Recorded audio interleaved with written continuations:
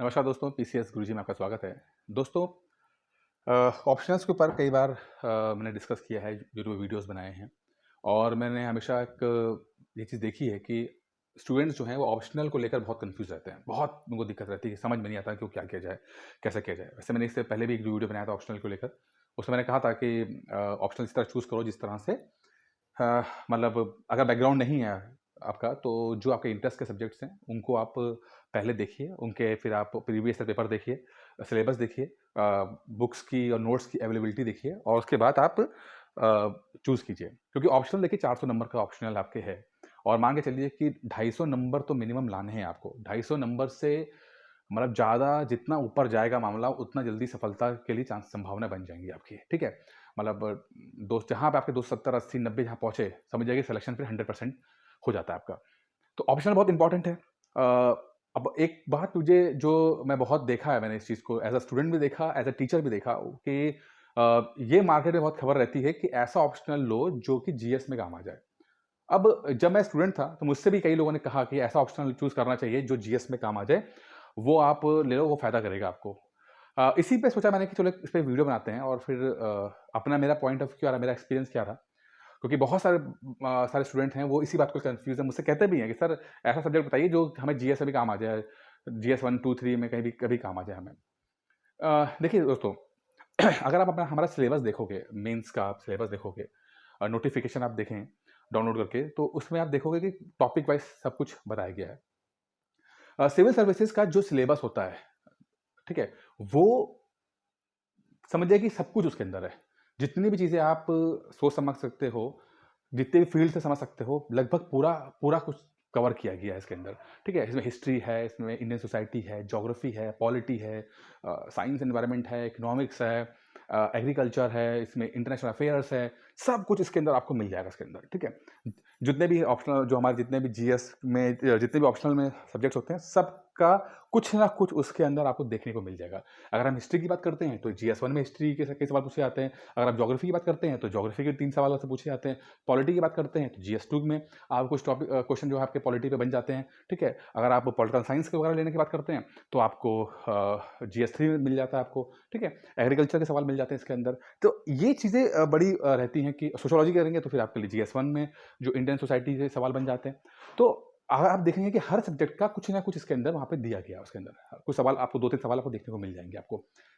लेकिन तो सबसे जो मेजर बात है, सबसे इम्पोर्टेंट बात जो समझनी है, वो ये कि देखिए, जो जीएस का स्तर होता है, जो लेवल होता है, वो बहुत बेसिक लेवल होता है। जीएस में ये माना जाता है कि भाई आपका जो विड्थ ऑफ नॉलेज होनी चाहिए, मतलब आपकी जो विड्थ मतलब जितने टॉपिक्स में आपकी समझ है, वो हर सब टॉपिक पे थोड़ी-थोड़ी समझ होनी चाहिए। मतलब विड्थ ऑफ नॉलेज हो, पर डेप्थ ना हो। मतलब डेप्थ के लिए स्पेशलाइज़ेशन होता है, चीज़ें अलग हो जाती हैं।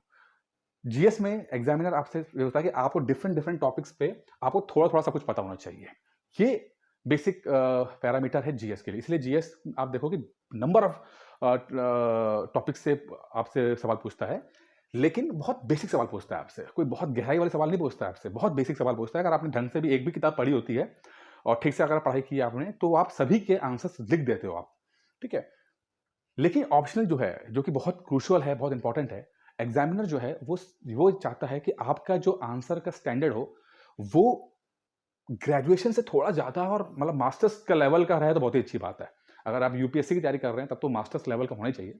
नहीं तो उसके आस-पास तो हो, मतलब आपके जो कंटेंट है, आपकी जो डेप्थ ऑफ नॉलेज है ऑप्शनल सब्जेक्ट में, वो एटलीस्ट मास्टर्स लेवल की होनी चाहिए।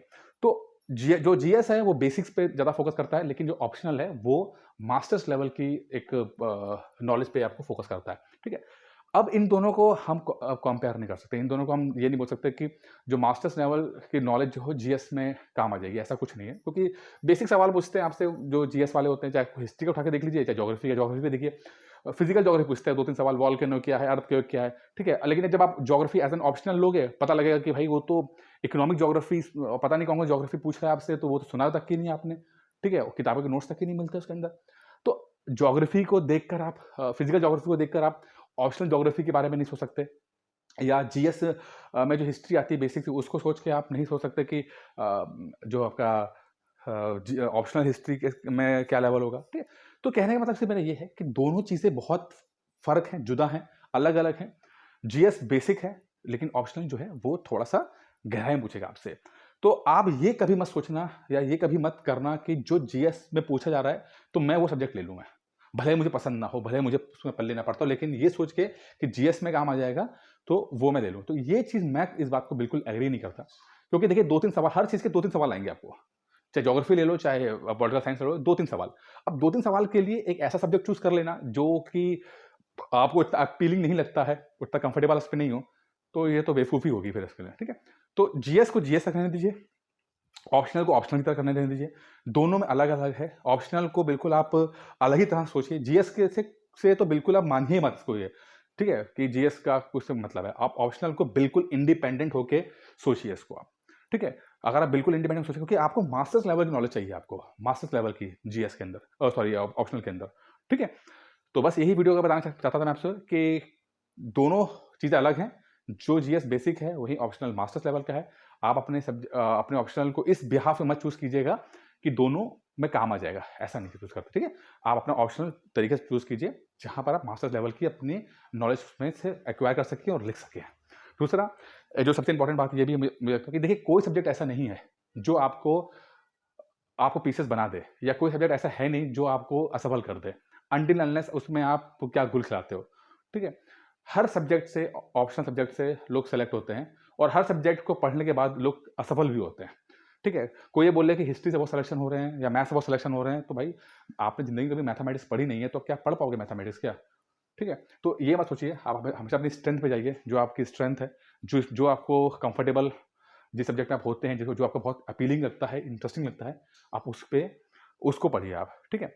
बस ये देख लीजिएगा कि थोड़ा आपको कि सोर्स रहे आपके पास, किताबें मिल जाएँ। कोई कई पीसीएस में मसला ये भी है, कुछ सब्जेक्ट ऐसे हैं जिसमें आपको किताबें वगैरह भी नहीं मिलती हैं, नोट्स भी नहीं मिल पाते हैं, तो ये थोड़ा-सा आपको दिक्कत करता है, तो उसको देख के ही, इसलिए मैं हमेशा कहता हूँ कि सिलेबस देख लीजिए और बुक्स वगैरह कहाँ मिलेंगी, इसको भी आप, इस क्राइटेरिया को रखो आप, ठीक है? अ, बाकी मैंने जो डिस्क्रिप्शन बॉक्स में नंबर दिया हुआ है मैंने अपना, ठीक है? आप लोग अगर कोई दिक्कत आ रही है, आपको किसी चीज़ में दिक्कत आ रही है, चाहे ऑप्शनल चूज़ करने में हो या किसी समस्या हो, तो आप वो नंबर लेकर मुझे कॉल कर सकते हैं और अपनी समस्या में मुझसे बात कर सकते हैं, और कोशिश करूँगा कि आपको ऐसा समाधान दिया जाए जिससे कि आपकी प्रॉब्लम सॉल्व हो जाए। बाकी दोस्तों, इस वीडियो में इतना ही था। उम्मीद करता हूँ ये वीडियो समझ में आया होगा आपको। धन्यवाद।